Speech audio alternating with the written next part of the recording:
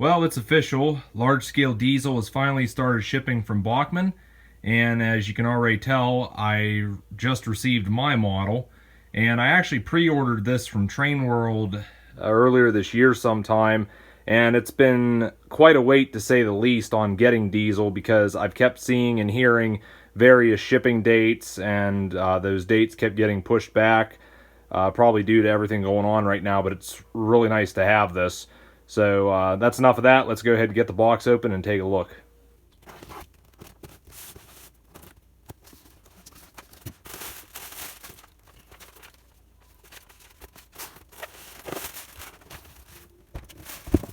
So there's Diesel. The box is actually quite a bit bigger than I thought it'd be, but I guess Diesel is a bit of a larger locomotive. But yeah. Now, I'm not going to spend a lot of time on the box, but like I said, I was a bit surprised with just the size of the packaging. But you can see here we got Diesel, electrically operated with moving eyes. I believe this is the new style of box that Bachmann's doing now. Going around to the side, there's Diesel, item number, and what have you. And then here's the catalog on the back. I'll just pan across that real quick so you can see what's all there. Collect them all. I don't think I'll be doing that. And then there's Diesel, saying about the eyes move. But yeah, let's go ahead and get this out of the box.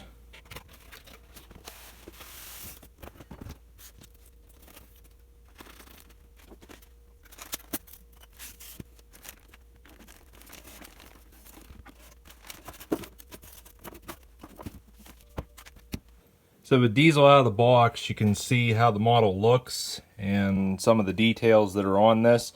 I do notice he's a little dusty for some reason, so I'll go ahead and clean him up before we take a closer look at him. But with the model, you get the usual paperwork. There's an exploded diagram here for Diesel. Also, information on Bachmann's 1-year limited warranty for locomotives. The only thing is I'm not seeing a warranty card in all this. Got a spare coupler, although I notice this doesn't include the lowering blocks for some reason. Information here on, thermal circuit breaker that this model has. And then there's a, something you send in for a Bachmann catalog. All right, let's get on to the moment you've all been waiting for, which is taking a look at Diesel himself.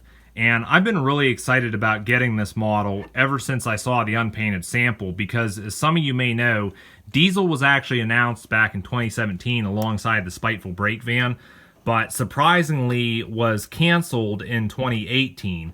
And the story I heard was that supposedly Bachmann looked into the production costs on Diesel and found that he was going to be too costly to produce and therefore was going to have an RRP similar to that of Emily, which at the time was around $429. And I'll be honest with you, if I had to choose between a tender engine and a diesel shunter for $429, I'd feel like the tender engine would have better value.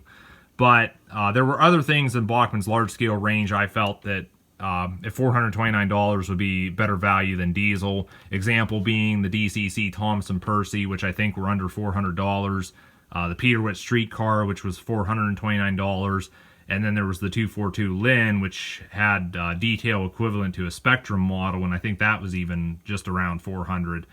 But I was very surprised in 2020 when Diesel got announced, and Bachmann apparently had his RRP ready to go at $300, and that concerned me because it's like the story I mentioned earlier. How did Bachmann get the supposed $429 RRP back in 2017 down to $300 in 2020? The only thing me and other people could think of is that Diesel was not going to have external side rods, details like the ladders and the brake pipes or what have you. Those were going to be molded instead of separately fitted. And I was really surprised, as were many, when we finally saw the unpainted sample and Diesel had external side rods. And right then and there, I knew I had to get him. So, yeah, here he is, about a year later, I think. But getting on to the details on this model, you can see that we have the typical buffer and hook details. There's the brake hose on the front. Also, we got the separately fitted ladders. Like I mentioned earlier, I was really happy to see these, that they weren't just molded into the model. And going around to the main point of focus is the external side rods. And I think Bachmann did really good on these. It's nice to see these here and not just, well, you know, basically like the Lionel approach.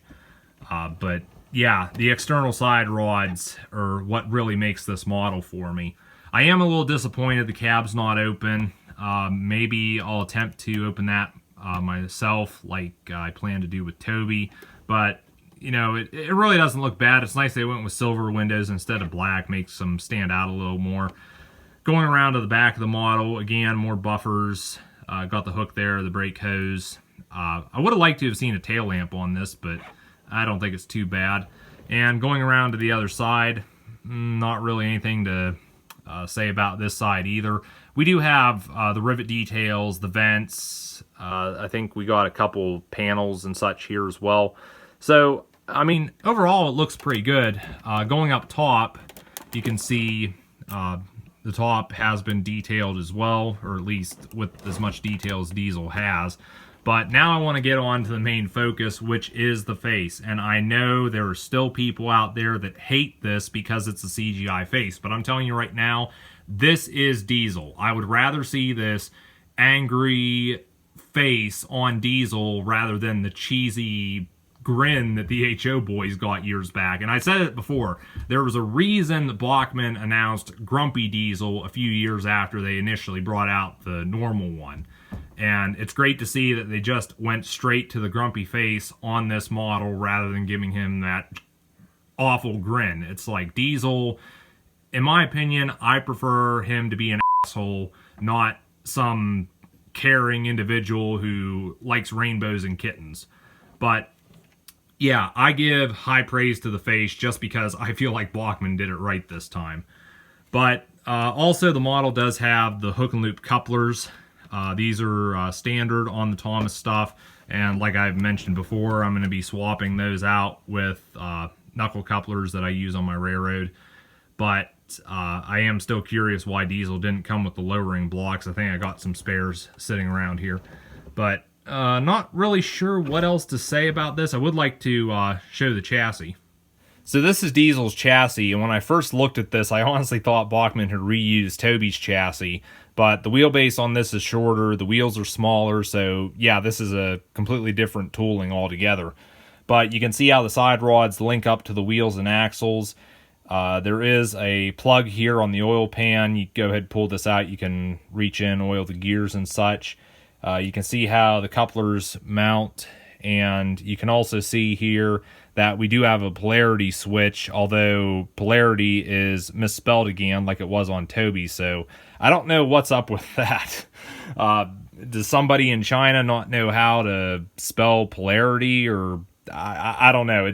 That's weird. But yeah, overall I really like the design of Diesel's chassis, and again, I'm just really happy to see the external side rods on this. Just for comparison, I went and got my Thomas and Percy models, and you can see that Diesel is a little bit taller than both of these, and he's also longer. And I notice Percy really seems undersized compared to Diesel, but I think that's correct because Percy is a smaller engine. Just as another comparison, and what is probably a very pointless one, here is Diesel alongside the other Diesels in my collection, which you can see I don't have many. But I've got my Bachmann Davenport, and I'm thinking the actual locomotives were gasoline powered. Someone can correct me if I'm wrong. But I also got my LGB 2090 that I converted into Ernest the Engine Cart and basically installed the iMech and everything in there.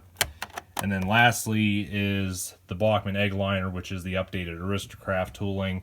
And these didn't exist in real life, but I'm just assuming these are diesel powered. There's definitely not steam powered, and they can't be electric powered either. But yeah, Diesel makes, I think, number 21 in my collection of large scale locomotives. So let's talk price. And I pre-ordered Diesel from Train World for $179, and then when he shipped, I think I paid another somewhere around $12 shipping. So in all, I had about $192 in the diesel delivered to my door, and I really don't think that's a bad price for this model, and I was really glad that I pre-ordered him when I did, because I found that once he became available at Train World, his price went up another $10, which to some that may not be that big of a deal, but I look at it this way: large scale is already expensive as it is, and I'd rather not pay much more than I have to. Like they always do, Train World sent along some of their information with diesel, and I've shown these before, but basically some information here on email and text alerts in regards to like sales and such that they do. Also something here of who to contact if you're having issues with something. Basically just gives you a list of manufacturers and contact information for them. And then also they sent along what looks to be an updated catalog, and I've looked at these before, but I'll just go ahead and skim across here, and you can pause the video if you want to read anything. Mostly stuff here from LGB and Bachmann on this side, either new releases or stuff they're going to be coming out with. And then on this side, it's all Pico, and again, I'll just scan across here, and you can pause the video if you want to read anything. And that's basically going to be it for this review. Now, when it comes to whether I'd recommend diesel or not, I can honestly say I think he's worth getting. I really like the look of this. Bachmann did a really good job with this model. I like the external side rods. I like the fact we got the proper diesel face on this. And I think at $189, that is really not a bad price for this model. But yeah, like I said before, I got this from Train World. Big thank you to the folks over there for this model, and also big thanks to Bachmann for doing such a great job designing this. Some of you may be wondering if I have plans to get Paxton, and I can honestly say no, because I'm actually running out of room to store these large trains. And I actually said, diesel was going to be the last engine I'd get, unless in some cases Bachmann decides to do Edward. But who knows, maybe if I get some more room to store all this stuff, I may look into adding a few more to my collection. But yeah, for now, diesel's going to be the last one I'll get. And since I am converting stuff over to DCC, I do have plans to add DCC and sound to diesel at some point.